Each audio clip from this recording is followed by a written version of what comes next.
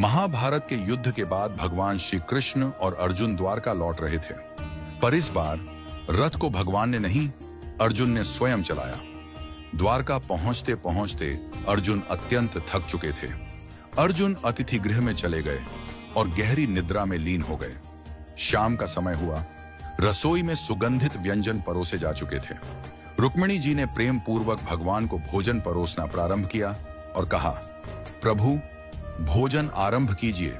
भगवान श्री कृष्ण बोले, रुक्मिणी, हमारे घर में अतिथि आए हुए हैं, हम अतिथि के बिना अन्न का एक कौर भी ग्रहण नहीं कर सकते।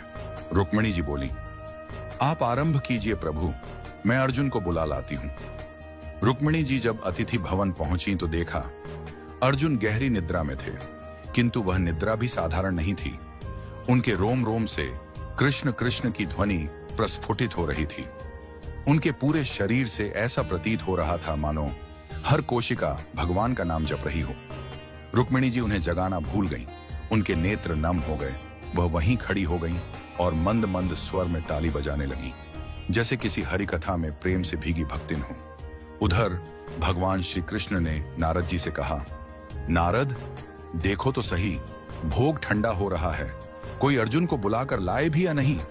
नारद जी तुरंत वीणा लेकर अतिथि भवन पहुंचे। उन्होंने वहां का दृश्य देखा तो स्तब्ध रह गए। अर्जुन का रोम रोम कीर्तन कर रहा था, रुक्मिणी जी ताली बजा रही थी। नारद जी को दिव्य प्रेम का साक्षात्कार हुआ। वे भी अर्जुन को जगाना भूल गए और वहीं बैठकर अपनी वीणा पर गोविंद गोविंद का मधुर कीर्तन करने लगे। अब उधर सत्यभामा जी ने प्रभु से कहा, प्रभु भोग ठंडा हो रहा है, आप तो भोजन प्रारंभ करिए। भगवान बोले, हम अतिथि के बिना अन्न ग्रहण नहीं करते, अब तुम ही जाकर देखो क्या हो रहा है। सत्यभामा जी वहां पहुंची और वहां का दृश्य देखकर मोहित हो गईं। एक ओर अर्जुन का निष्कलंक भक्ति रस, दूसरी ओर रुक्मिणी जी की तालियां, तीसरी ओर नारद की वीणा, तो सत्यभामा जी भी नृत्य करने लगी।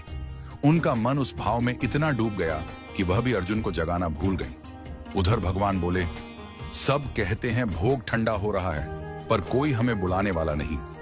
लगता है मुझे स्वयं चलकर देखना पड़ेगा कि वहां ऐसा क्या हो रहा है जिसमें सब हमें ही भूल गए हैं। भगवान श्री कृष्ण वहां पहुंचे और जो दृश्य देखा वह अद्भुत था। भगवान के नेत्र सजल हो गए, प्रेम के अश्रु उनके नेत्रों से बहने लगे।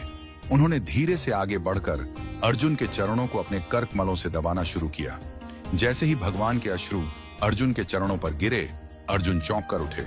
वो बोले, प्रभु यह आप क्या कर रहे हैं? आप मेरे चरण दबा रहे हैं। भगवान ने मुस्कुराकर कहा, अर्जुन, तुमने मुझे अपने रोम रोम में बसा लिया है। तुम्हारा हर कण मेरा नाम जपता है। जो मुझे इतना प्रेम करता है वह मेरे लिए सबसे प्रिय होता है। जो भक्ति न दिखावे की हो, न प्रयत्न की, जो भक्ति स्वाभाविक हो, जो भक्ति सांसों में बसी हो, जो प्रेम निराकार न होकर सजीव हो, वही प्रेम प्रभु को बांधता है।